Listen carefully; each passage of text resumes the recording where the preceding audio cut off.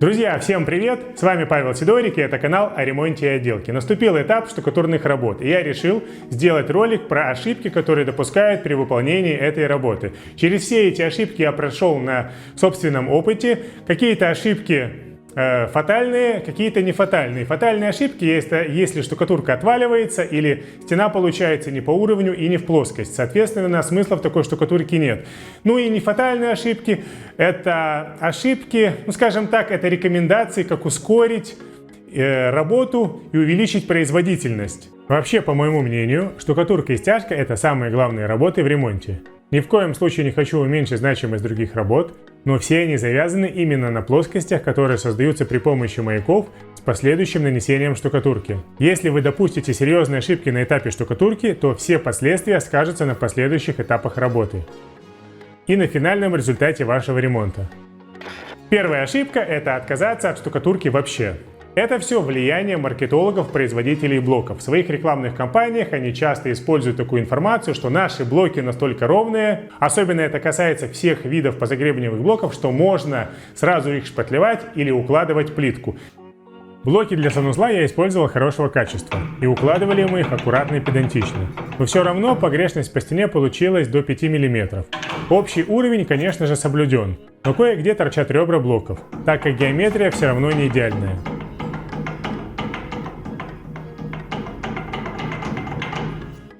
Самые ровные блоки все равно имеют погрешность плюс-минус 5 мм. С учетом технологии возведения перегородок стена все равно получается ломаная. Допустим, для производственных помещений или для офиса, возможно, такое качество подойдет, но для квартиры нет.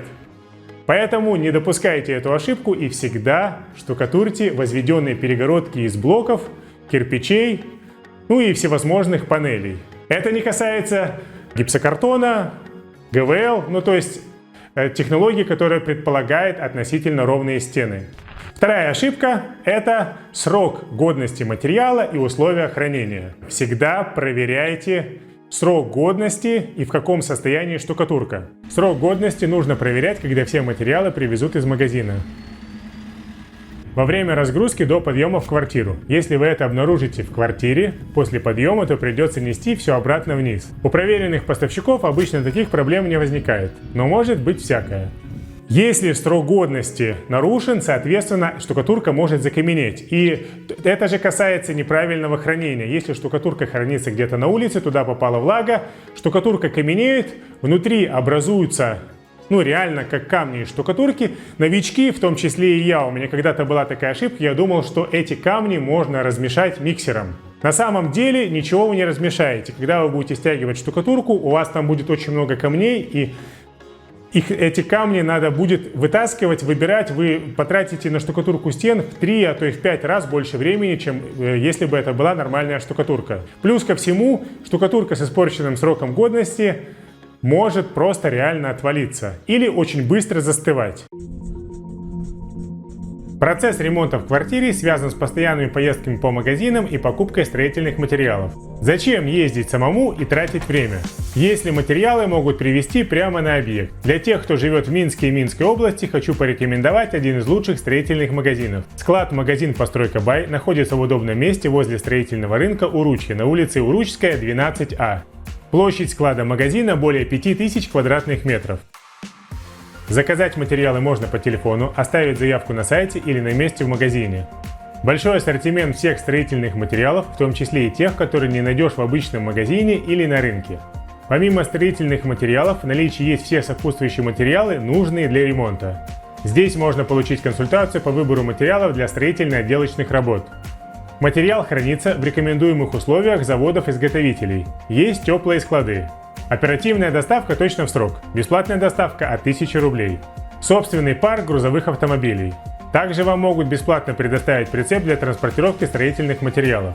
Для подъема материала вам не нужно искать своих грузчиков, так как «Постройка Бай» предоставляет услугу подъема материала в квартиру с предварительным просчетом стоимости. Есть система скидочных карт и бонусов для постоянных покупателей. Для тех, кому интересно, ссылка на сайт «Постройка Бай» будет в описании. Третья ошибка – это неправильный замес. Значит, по замесу может быть много ошибок. Я все это объединил в одну ошибку. Сейчас по порядку расскажу. Первое. Неправильный выбор инструмента для замеса. Обычно новички пытаются замешать при помощи перфоратора, дрели или шуруповерта. Штукатурка очень вязкий материал, и в лучшем случае вы сможете замешать небольшое количество. Если вы будете мешать сразу целый мешок, то через какое-то время этот инструмент просто сгорит. В перфораторе еще будет срабатывать защитная муфта, он будет трещать. Для замеса штукатурки нужно использовать миксер. Если у вас нет миксера своего, то его можно взять в любом прокате. Также очень важен венчик, потому что часто используют такой обычный венчик с двумя лепестками. У меня такого на объекте нет, но я найду картинку, покажу, какой вот такой вот венчик нельзя использовать для замеса штукатурки. Он мешает плохо. Такой венчик обычно используют для замеса шпатлевки или клея. Вот образец венчика, который должен быть для замеса штукатурки. Такой венчик штукатурку мешает хорошо. Вот правильная насадка крупным планом. 3 лепестка, закрученные в спираль. Но учтите, что бывают насадки левосторонние и правосторонние. Для штукатурки нужно использовать правостороннюю. Левосторонняя во время замеса все время будет выталкивать сама себя из ведра. Вот еще одна насадка, которая хорошо мешает штукатурку, но цена у нее будет порядка $40. Во время штукатурных работ большой кусок трудозатрат – это замес материала. Я решил поменять обычный миксер на миксер с двумя насадками. Это должно сократить время замеса. Что понравилось у нового миксера – это насадки для замеса на быстросъемах.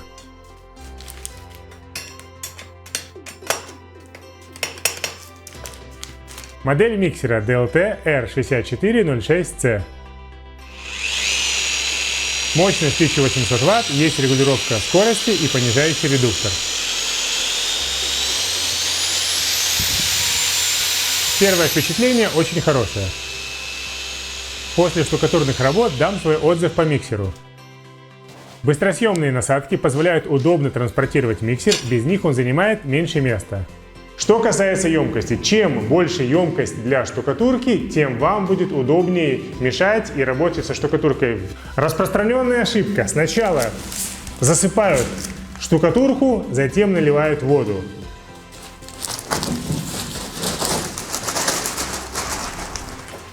При таком раскладе, когда вы заливаете сверху воду и мешаете, получится, что на дне штукатурка будет не промешанная, и в таком случае тяжелее мешать.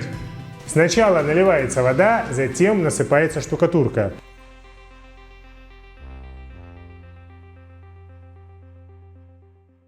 Причем воду нужно отмерять точно. Это очень важно, потому что штукатурка, все замесы, они должны быть одной консистенции.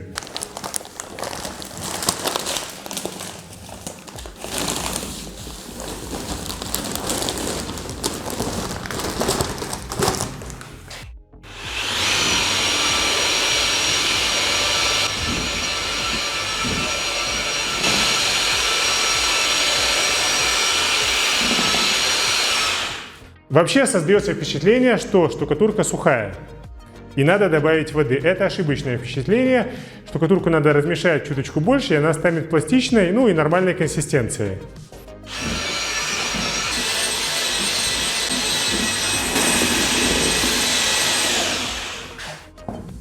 Чем хорошо большое ведро, что вы можете производить такие вот манипуляции, снимать штукатурку со стенок.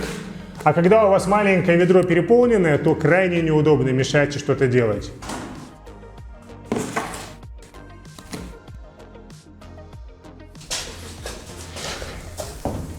Значит, после старого замеса ведро желательно споласкивать водой. Почему? Потому что вот эта вот старая штукатурка, она вступит в химическую реакцию с новой штукатуркой, и новая штукатурка начнет застывать быстрее. Поэтому обязательно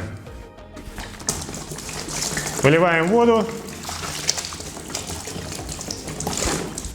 Кисточкой или щеткой промываем.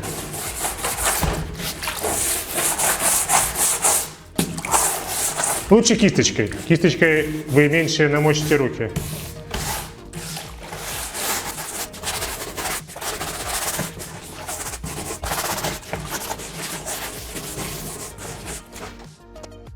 Четвертая ошибка, кстати, довольно-таки распространенно, это добавление сухого раствора в уже готовый состав.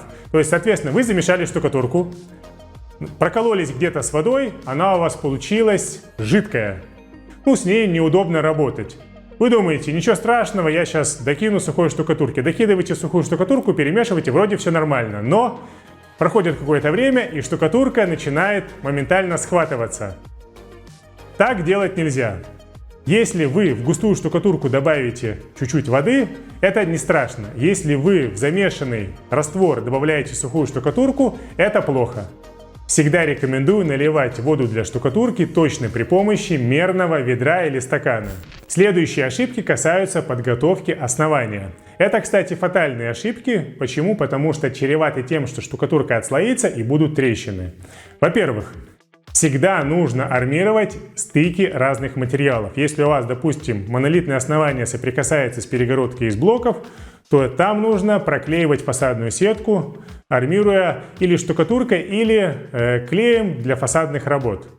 Это же касается всех углов. Также армируются все перегородки из газосиликатных блоков. В следующем ролике я покажу два способа армировки перегородок из блоков, подготовку различных оснований под штукатурку, а также весь процесс штукатурки со всеми тонкостями и нюансами.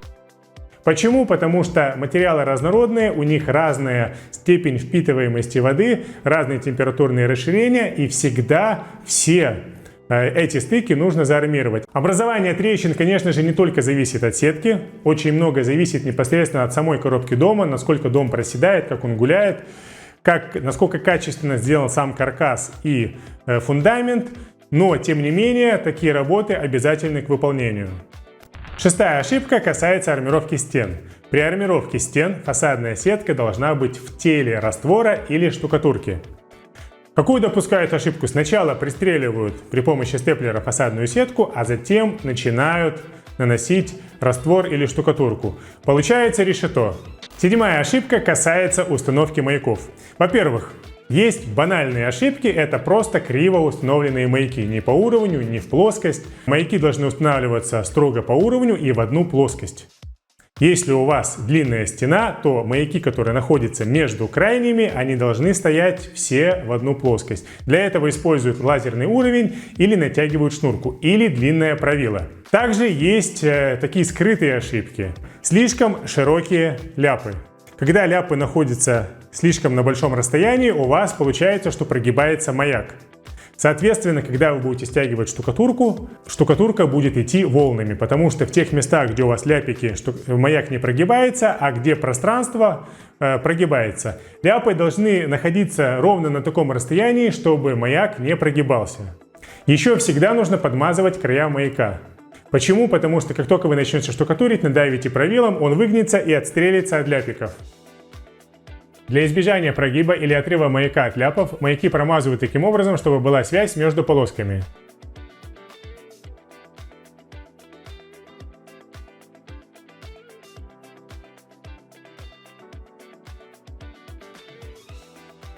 Также я считаю ошибкой это полностью заполнение всего пространства под маяком. То есть получается, что когда вы штукатурите полоски, у вас штукатурка под маяком не связывается. Вообще, это как бы не то, что фатальная ошибка, это просто, на мой взгляд, рекомендательный характер, что лучше оставлять какое-то пространство между ляпиками, чтобы штукатурка все-таки под маяком связывалась, то есть полоски связывались между собой. Восьмая ошибка – это оставлять маяки в штукатурке. Маяки в штукатурке оставлять нельзя. Во-первых, несмотря на то, что он оцинкованный, он все равно там будет ржаветь. Во-вторых, он может проявиться на покраске не ржавчиной, а просто полоской. Из-за разнородности материалов. Такое тоже бывает. Плюс ко всему, вообще, когда достаются маяки, еще длинным правилом подрезается общая стена, чтобы срезать какие-то мелкие бугорки. В моей квартире строители от застройщика оставили один маяк в штукатурке. Думали, что я его не найду.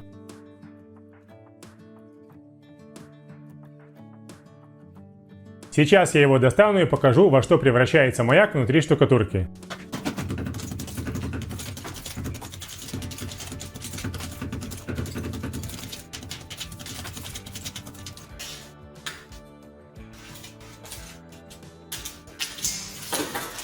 Несмотря на то, что маяк оцинкованный, он все равно ржавеет, и в дальнейшем это все проявится на финишном покрытии. Почему оставляют маяки? Потому что это приличный кусок работы. Надо достать маяк, а потом еще замазать штробу. А особенно это тяжело делать тем, кто не умеет правильно замазывать штробы. Следующая ошибка – нанесение гипсовой штукатурки на влажную гипсовую штукатурку. Моделируем ситуацию. У вас, допустим, толстый слой, там, 7 сантиметров, и вы хотите заштукатурить в 2 слоя. То есть сначала нанести гипсовую штукатурку, а затем нанести второй слой. Вот второй слой можно наносить только при условии высыхания первого слоя. Если у вас первый слой еще влажный, и вы наносите мокрую штукатурку, то со временем она, скорее всего, отслоится. Такой аналогичный случай произошел у меня в квартире в штукатурке от застройщика. Сделали обрызг стены, не дождались, пока обрызг высохнет, то есть он был еще влажный, и нанесли поверх гипсовую штукатурку. Соответственно, все расслоилось, и весь слой штукатурки отошел от стены. 10-я ошибка – неправильный выбор инструмента, а именно правила. Это, опять же, не фатальная ошибка, а, скажем так, рекомендательная. Вообще рекомендуют разравнивать штукатурку H-образным правилом. Почему? Потому что оно жесткое, оно не изгибается, и у него большая площадка для работы. А уже подрезать штукатурку трапециевидным правилом. Трапециевидное правило немножко изгибается, но тут все зависит от уровня мастерства. Если вы умеете хорошо штукатурить, то у вас и с трапециевидным правилом будет все хорошо. Недостаток H-образного правила – это то, что оно тяжелое. Пространство между правилом и ручкой забивается штукатурка, и оно становится еще тяжелее. Также такое правило не везде можно купить. Я штукатурю разными и трапециевидным правилом, и H-образным правилом. Это считается, просто рекомендация, что разравнивать надо H-образным правилом, а подрезать трапециевидным. Тем более, что если расстояние между маяками небольшое, допустим, метр, то трапециевидное правило не слишком, оно, скажем так, сильно не выгибается. 11-я ошибка. Нанесение штукатурки снизу вверх. Опять же, это не то, что ошибка, это просто рекомендация. Если вы плохо умеете штукатурить, наносите штукатурку сверху вниз. Тогда все, что падает сверху, не будет портить штукатурку, которая сделана уже снизу. Если вы начинаете штукатурить снизу, то у вас штукатурка, которая падает сверху, портит уже сделанную штукатурку. А если сверху начинаете штукатурить, во-первых, вы в первую очередь делаете сложную работу, а во-вторых, штукатурка, которая падает вниз, она не портит сделанную снизу штукатурку. 12-я ошибка – это то, что игнорирует подрезку штукатурки. Нанесли штукатурку, визуально кажется, что все ровно, зачем ее подрезать, и так нормально. Но на самом деле штукатурка все равно чуть-чуть сползает и образуются бугры. После нанесения, особенно для неопытного глаза, кажется, что вся штукатурка ровная и подрезку можно не делать. Но стоит посмотреть на штукатурку с боковым светом, и сразу видны бугры.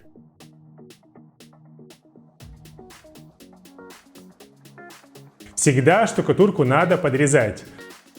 Тут зависит от слоя. Если слой тонкий, то ее надо меньше подрезать, она фактически ровная. Если слой более толстый, то подрезать надо больше.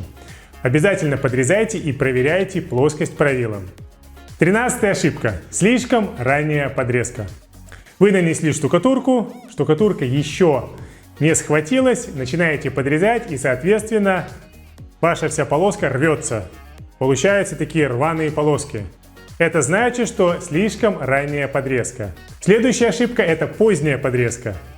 То есть вы нанесли штукатурку, проморгали, штукатурка схватилась, и уже правило просто штукатурку не снимает. То есть фактически вы трете правилом, как будто по асфальту. Это, скажем так, гораздо хуже, чем ранняя подрезка, потому что раннюю подрезку можно, во-первых, подождать и потом подрезать, или поправить шпатлевкой, а вот здесь уже бугры надо будет счищать шлифмашиной. Эту полосу я подрезал практически вовремя, она относительно ровная. Эту чуть раньше. Здесь получаются надрывы. Но это еще нормально, потому что если еще раньше подрезать, то штукатурка рвется капитально. 15-я ошибка. Неправильное выравнивание штукатурки от застройщика. Вы приходите, принимаете квартиру, там уже есть штукатурка. Она вроде бы чуть-чуть кривая, ее надо чуть-чуть выровнять. И вы не хотите сбивать штукатурку от застройщика, потому что, в принципе, она неплохо держится. Вы простукиваете, все нормально. Значит, в каких случаях можно выравнивать штукатурку? Если вы наносите более слабый раствор, то есть гипсовую штукатурку, на более крепкое основание. Если у застройщика цементно-песчаная штукатурка, то на нее без вопросов можно наносить гипсовую. Если гипсовая, гипсовую тоже можно наносить. А вот если какая-нибудь известковая штукатурка, которая слабенькая, которая сыпется, то нельзя наносить гипсовую штукатурку на такое основание. Основание нужно сбивать. То есть, если основание крепче, чем наносимая штукатурка, то тогда такая схема работает. Можно даже прорезать штробы, поставить струнные маяки, сделать натяжные, то есть вообще все выровнять в ноль. А вот если основание слабое, то более сильную штукатурку наносить нельзя. Это же касается, если у вас, допустим, гипсовая штукатурка, то на гипсовую штукатурку нельзя наносить цементно-песчаную. В противном случае все отвалится. 16-я ошибка – это неправильное глянцевание, заглаживание. Почему оно может быть неправильно? Потому что штукатурят стены, то есть глянцевание можно производить в определенный период после того, как вы нанесли штукатурку, когда она еще размачивается. Когда она уже перестает размачиваться, что делают? Берут, разводят жидкую штукатурку и просто фактически шпатлюют стену. Вообще я против заглаживания и глянцевания штукатурки. Почему? Потому что этот процесс, он равносилен нанесению шпатлевки. Лучше спокойно нанести штукатурку, пусть она будет шершавенькая, и потом спокойно все зашпатлевать, чем неправильно глянцевать. То есть разводить штукатурку на шпатель, как шпатлевку, и заглянцовывать. Получается точно такой же эффект, как нанесение влажной штукатурки на влажную штукатурку. Эти слоя потом отслаиваются. У меня на объекте, кстати, есть такие примеры. Ну что, вроде все. Если я что-то забыл, то обязательно напишите в комментариях. Ролик подошел к концу. Если вам понравилось, то поставьте лайк. Подписывайтесь на канал, пишите комментарии, обязательно нажимайте на колокольчик и будете получать первыми уведомления о новом ролике. Желаю всем хорошего настроения, до новых встреч! Know you've been a good friend, and that's in the thick and thin.